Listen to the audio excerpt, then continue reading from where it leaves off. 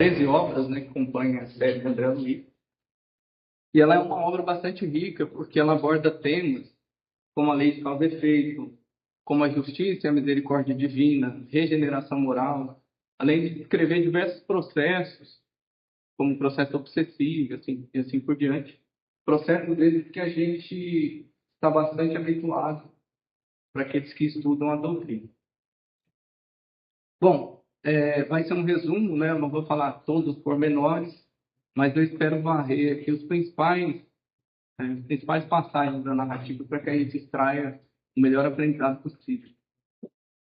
Bom, a narrativa ela se inicia com o André Luiz numa instituição de nosso lar denominada Templo do Socorro. E nessa instituição, ele está em companhia de Hilário, um outro aprendiz ali do plano espiritual, e o ministro Clarence, que era, naquela ocasião, o coordenador de ambos ali. E o ministro, enquanto ele palestrava sobre a prece, né, a importância da prece nessa instituição, ele é então interrompido por um assistente para que ele comparecesse a uma sala do templo. Sala essa que André Luiz vai descrever como uma sala bastante ampla onde muitos trabalhadores laboravam. E lá, o ministro Clarence recebe uma ficha, escreve como uma ficha de Eulália, uma trabalhadora lá daquele espaço. E nessa ficha havia também um gráfico, conforme está escrito na narrativa. E ele, então, ele vai ler esse documento e constata que se tratava, em verdade, de uma prece. Uma prece tecida por uma moça encarnada que tinha 14 anos na carne, por nome Evelina. Evelina havia saído do nosso lar para a jornada na carne e estava ali num momento difícil de sua encarnação e escreve e faz, então, essa prece, que é captada pela colônia espiritual, mais especificamente o Templo de Socorro. Diante disso, aqui cabe um primeiro ponto, né, de esclarecimento nosso, é que esses planos, eles têm tecnologias, ferramentas que captam o nosso psiquismo, que captam os pensamentos que nós direcionamos ao homem. E na ocasião, o ministro Clarence até explica que essa prece foi, em verdade, direcionada para a mãe de Evelyn. Mas essa mãe, em virtude da situação conturbada em que ela estava envolta, ela não pôde atender essa prece. Essa prece, então, defratou para os planos superiores, porque era um espírito, no caso de Evelina, que tinha méritos para isso. É então que Eulália explica, né, as súplicas presentes na prece. Ela diz assim: Evelina, apesar da fragilidade no novo corpo, vem sustentando imensa luta moral. O pai, sobrecarregado de questões íntimas, tem a saúde periclitante e a madrasta vem sofrendo obstinada perseguição por parte de nossa desventurada Otília.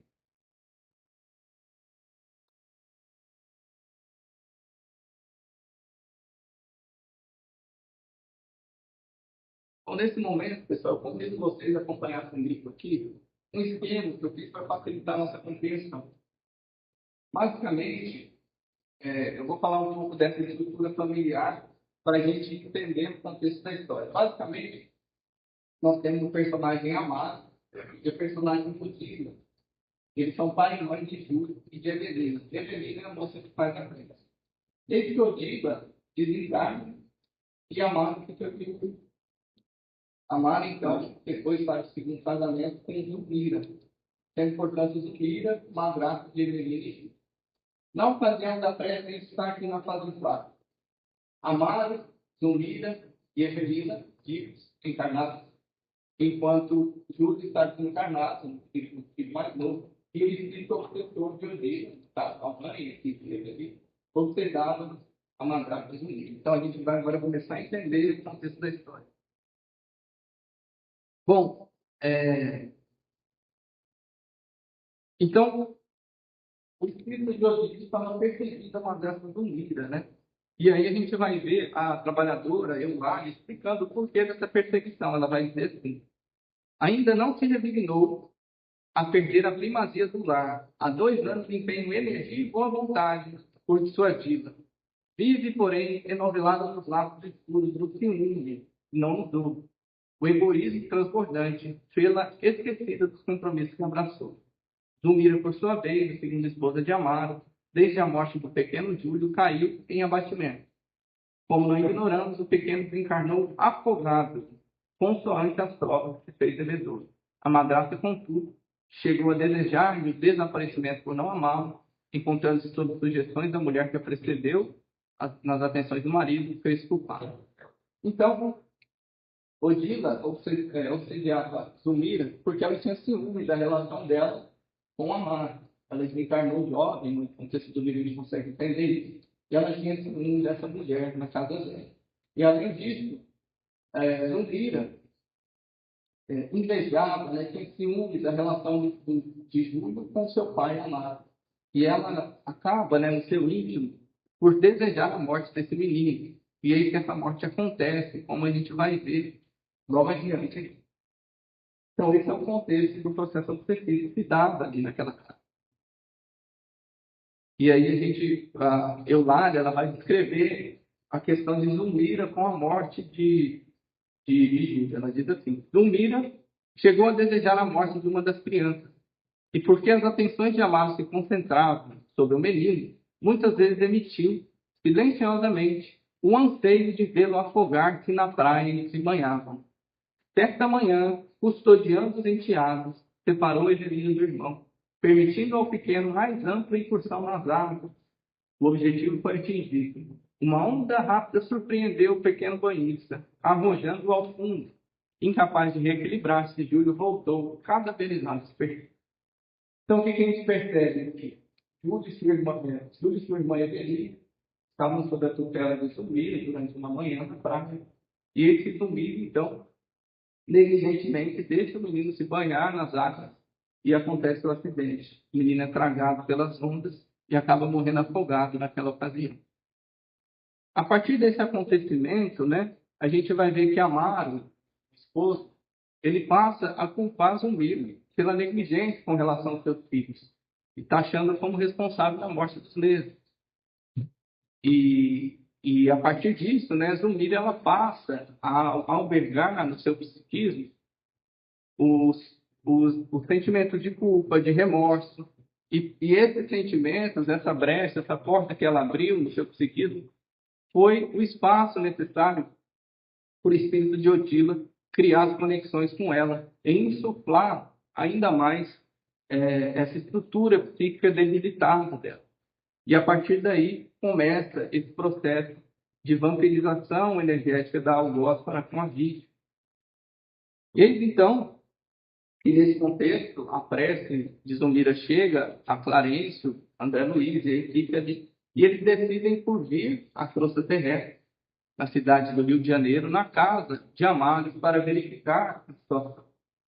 E lá chegando, eles encontram Amaro muito abatido, devido à morte do seu filho, encontram a irmã Evelina também muito abatida.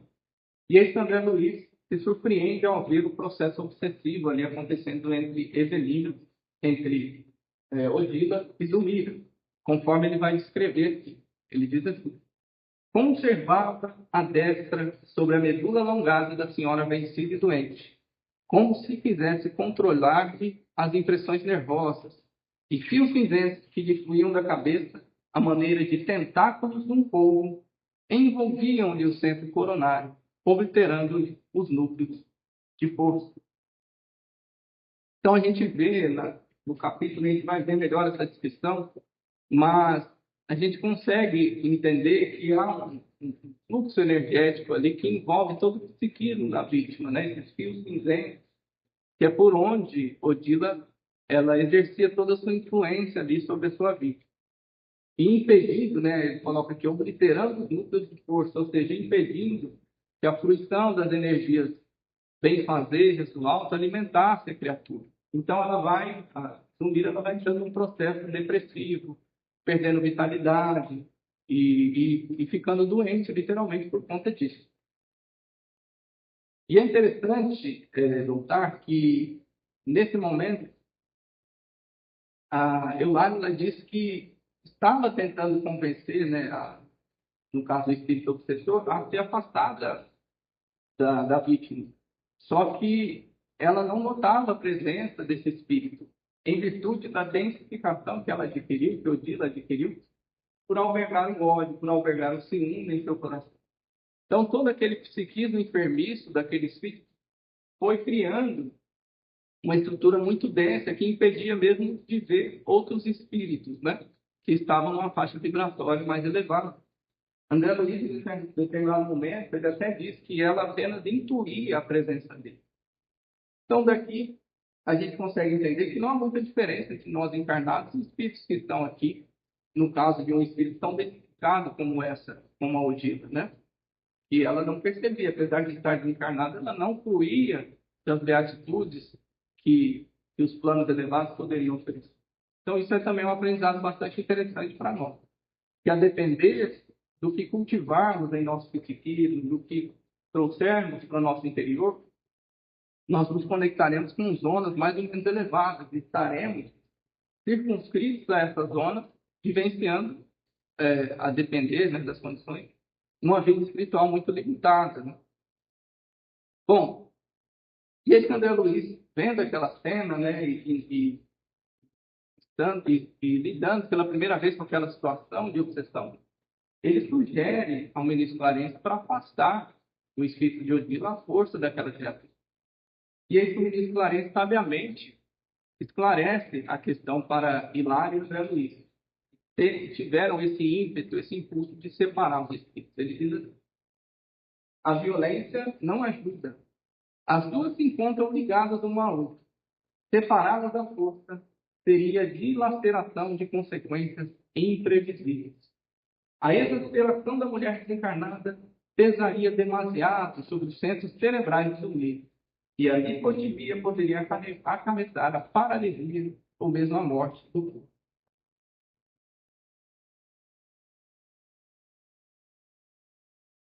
Então, o que a gente percebe? Uma separação abrupta poderia provocar mesmo a morte de Zulmira encarnada. Isso nos mostra o quão emaranhado estava ali o mutualismo energético entre as duas criaturas. De certa forma, o espírito obsessor sustentava a condição física de Zulmira. Então, o ministro Clarence ele sugere que esse processo ele deveria ser operado gradualmente e deveria ter a vontade de Odila em se afastar da vítima. Apenas assim eles conseguiriam lograr êxito nesse processo. É isso que o ministro vai dizer. Precisamos atuar na elaboração dos pensamentos da infortunada irmã que tomou a iniciativa da perseguição. É imprescindível dar outro rumo à vontade dela, deslocando-lhe o centro mental e conferindo-lhe outros interesses e diferentes aspirações. Ou seja, apenas uma renovação moral, a renovação do nível de sentimento daquele espírito obsessor poderia verdadeiramente sanar a questão. E aí, então, tendo em vista que o espírito de Odila era inacessível a eles, em virtude de não percebê-los e apenas intuir, eles vão buscar meios para operar esse afastamento entre o obsessor e o obsediado. E eis que o ministro Clarencio ele sugere que eles procurem o filho Júlio, quem sabe, visitando, trazendo o menino Júlio à presença de sua mãe, ela poderia ali se sensibilizar e operar essa transformação. E eis que eles vão atrás do menino Júlio, as informações dele, e descobrem que ele estava numa colônia especialmente dedicada às crianças recém-desencarnadas, crianças que morreram ainda muito jovens, né, na tenridade. E é lá que o menino Júlio estava em companhia de outras crianças, sendo cuidado. E lá ele escolhe o seguinte relato das cuidadoras. Nosso Júlio, até hoje, ainda não se refez completamente. Ainda grita sobre pesadelos inquietantes, como se estivesse a sofrer sob as águas. Chama pelo pai constantemente, apesar de parecer mais receptivo ao nosso carinho. Insiste pela volta a casa todos os dias. Então a gente vê que o menino Júlio ele estava bastante debilitado ainda em função do seu desencarne trágico. E a presença, né, de Odila ali para ele seria muito difícil, porque ela também estava desequilibrada. E então eles eles veem que essa não seria uma alternativa viável para fazer essa sensibilização do espírito, né?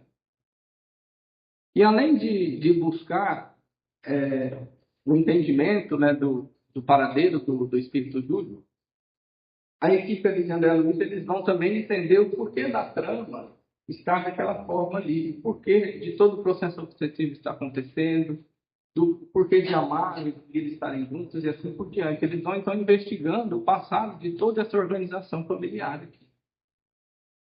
E aí que, operando, né, regressões em todos os envolvidos aqui, eles vão remontar, né, o início dessa trama lá na vida passada deles, que foi durante a Guerra do Paraguai, por volta de 1870, em que a gente vai ver todos esses personagens, né, emaranhados pelo destino naquele passado.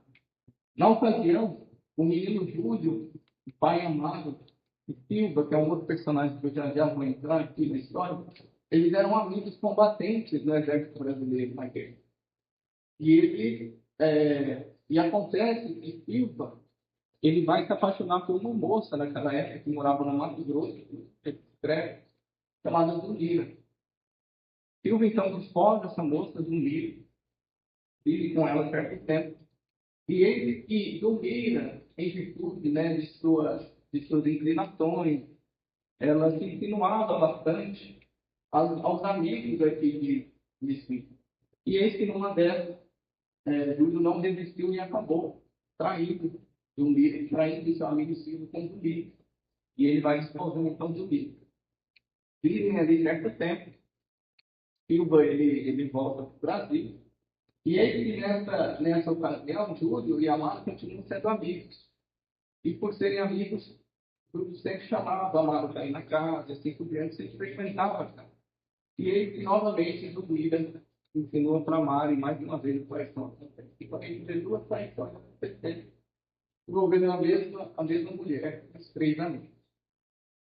É assim que Amaro, né, em regressão, que esse que opera, para ele poder entender, ele diz assim para nós: Dumira agarrou-se ao meu afeto com vigor da era numa condição sem defesa.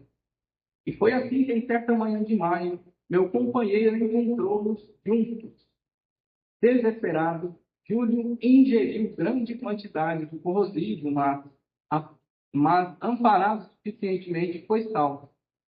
Debalde, porém, submeteu-se ao tratamento na caverna, adquiriu estranhos padecimentos da garganta e do esôfago, e não sabendo como suportar as provações físicas e morais, arrastou-se um dia até as águas do Paraguai, supondo encontrar na morte a paz que procurava. Então, aqui, remontando essa vida passada, eles conseguem entender que Júlio, né, depois da traição sofrida por Amaro, ele primeiro tenta o suicídio ingerindo o corrosivo. Ele não consegue se suicidar nessa primeira tentativa.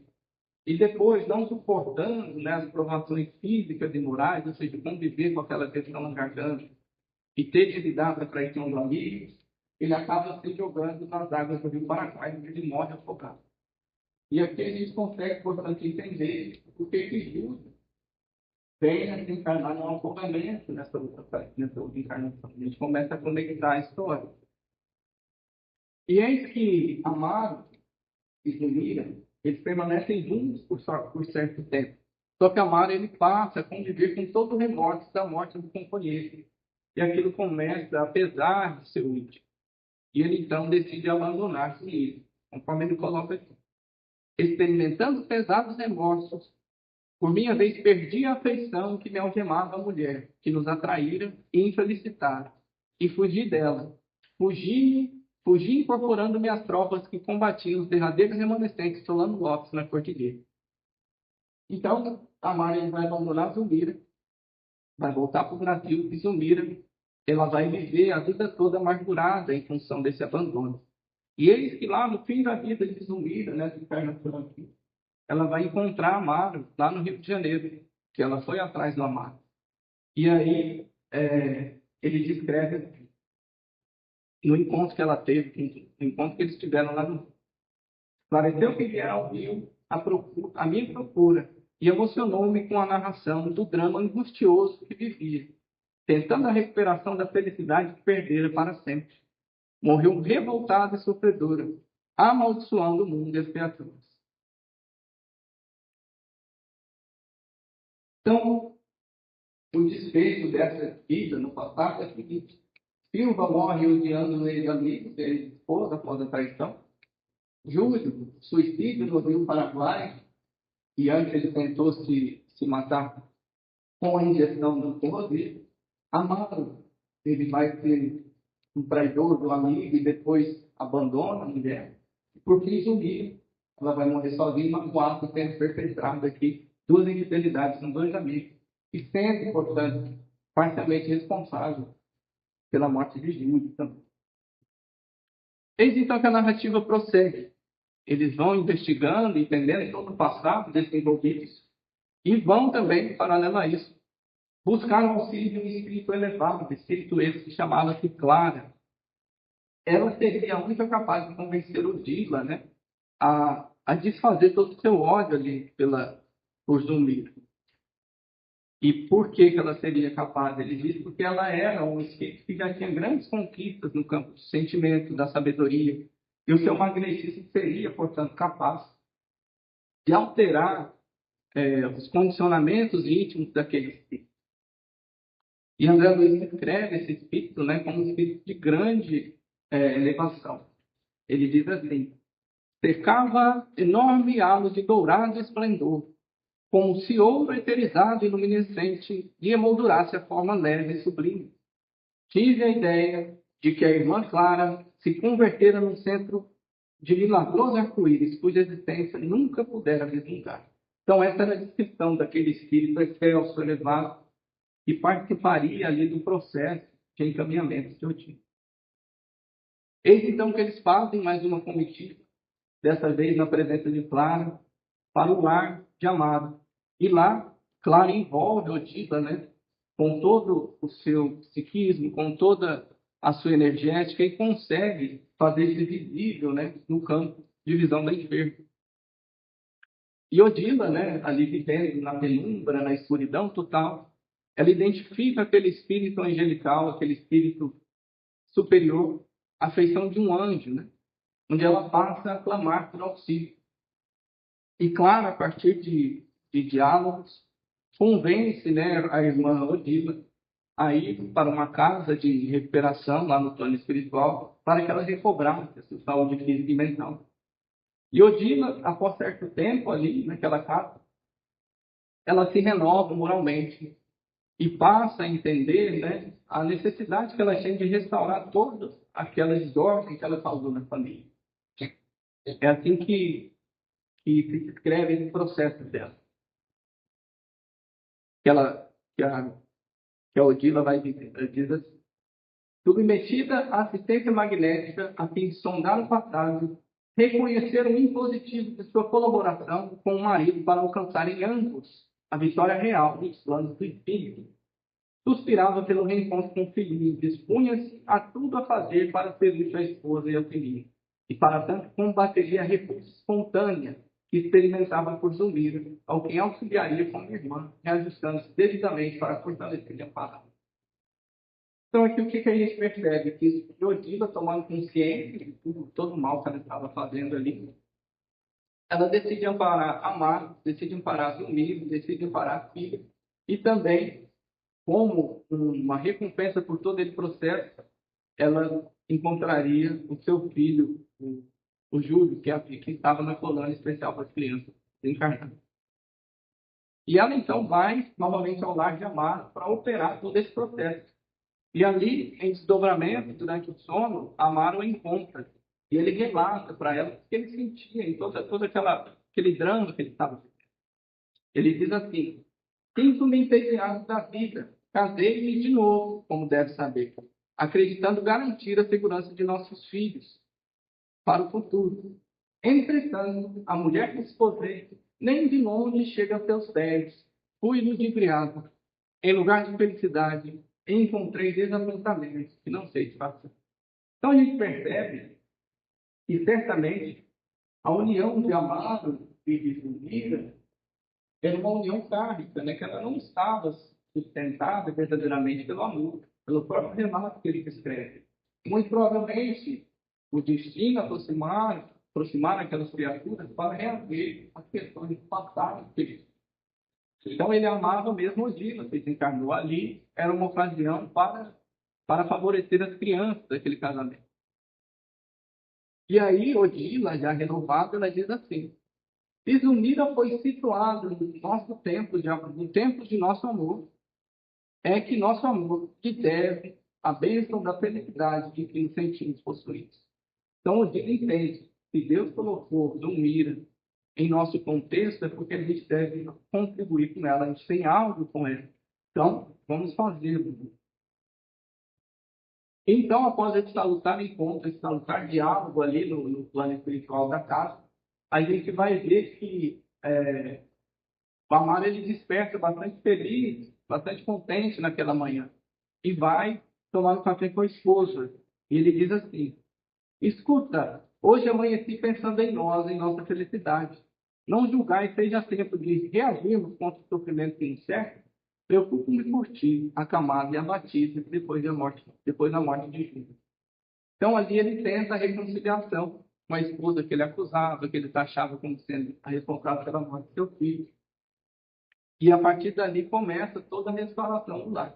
E André Luiz descreve essa cena, desse diálogo, da seguinte forma: Notei que do tórax de Amaro emanava largo fluxo de energia radiante, assim como um jato de raios de luz verde prateada, que envolveram o busto de Zulmira, desportando-lhe a emotividade por si.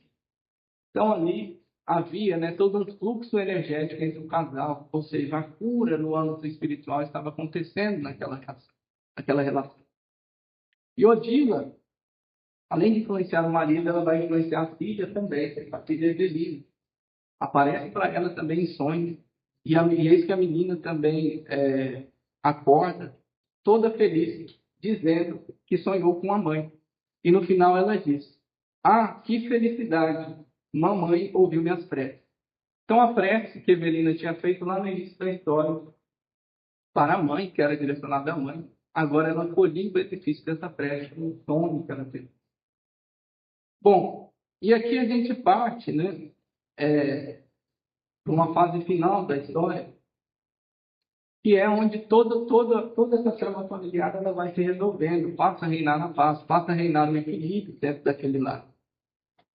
E Odila, em função do benefício que gerou ali a família, ela é então encaminhada para encontrar o filho Júlio lá na Polônia, pelo espírito de Clara. E lá ela vê que o menino estava muito perturbado, muito necessitado de restauração. E, e o ministro Clarence, acompanhando toda a história, né, ele diz que a única forma dele resolver essa perturbação, esse desequilíbrio que ele trazia, seria com uma nova encarnação.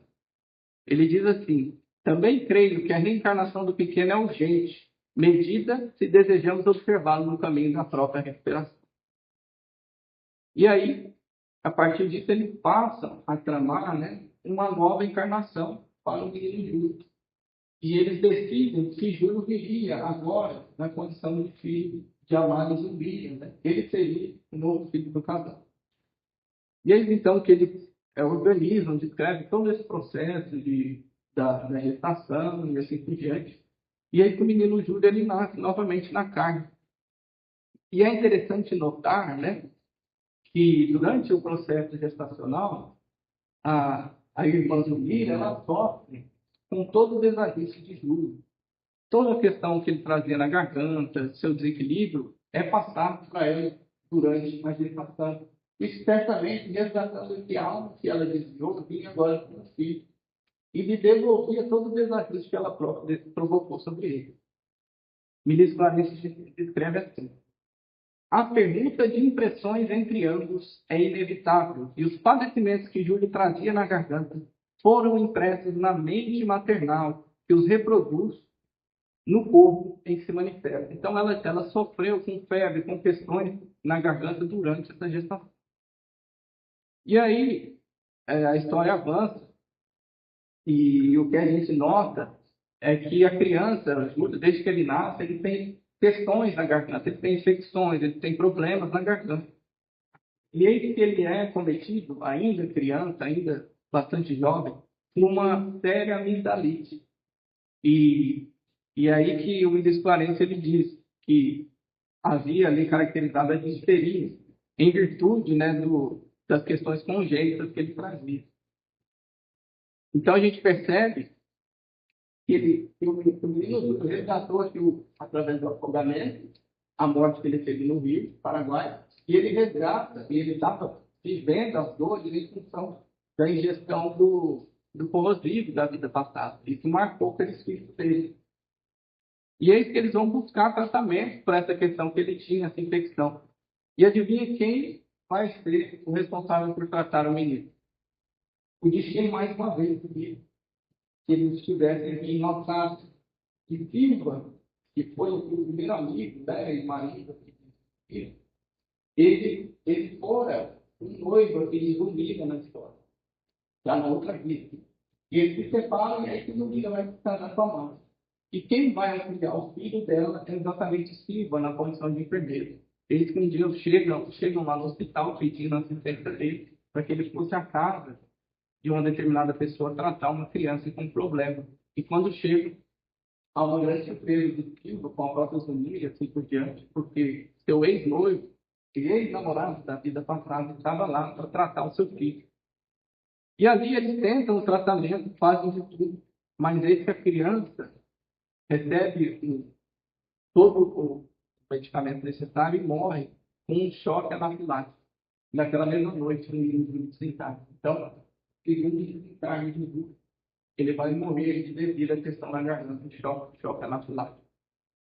E eis que, depois disso, Zumira ela cai novamente em prostração, em depressão, se adoenta devido à morte de seu filho. Novamente, quem vai doar o sangue para que ela se estabeleça? O seu namorado lá do passado. Depois disso, a história ganha os novos ares. As famílias de Silva, com a sua esposa e Amara, com Zumira, passam a frequentar-se casas mutuamente, viram amigos. E o fim da história é Odiva, lá no plano espiritual, organizando uma terceira reencarnação de Júlio, novamente no filho de Amaro e de Zumbi, que agora ele teria a oportunidade de atentar a carne, sem nenhuma questão kármica, né? Sem trazer, porque a sua alma ela estava limpa, ela estava purificada a partir da reencarnação. Ou seja, o processo de reencarnação limpou as enfermidades que ela faz. Então, o resumo, né, a gente vê o destino, né, no passado, todos que estavam novelados aqui, que criaram circunstâncias difíceis um para o outro, eles vêm nessa outra vida resgatando tudo. Amaro, por exemplo, lida 2 vezes com a morte de um filho e uma vez com a morte de uma esposa, trazendo, nessa mesma vida, 3 vezes, ele iria trazer pela terceira vez, um amigo que ele contribuiu para que se suicidasse na vida passada. Zumira vive o luto por um filho, sofre obsessão, se adoenta, recebe esse filho, que é Júlio, na condição de filho, e passa por toda essa questão, resgatando o passado. E Júlio, por ter perpetrado, né, o suicídio e atentado contra a vida, encarna por afogamento e depois morre com a questão da garganta. E Silva, por fim, é o que menos sofre na trama, porque ele não causa nenhum mal deliberado a nenhum das pessoas que primeiro aqui, e ele vem auxiliando todo esse grupo. E Evelina, conforme fica escrito no livro, ela era um espírito mais evoluído que estava ali para auxiliar a família, ela não tinha nada de carne desse passado. Então é isso, pessoal. A obra ela tem mais núcleos, tem mais detalhes. Aconselho muito a quem queira se aprofundar aí. Mas eu peguei a linha central dela, que é onde tem esse enredo passando na história, para que a gente pudesse discutir. Então vamos nos assentar confortavelmente na cadeira, agradecendo esse momento de reflexão que tivemos aqui hoje.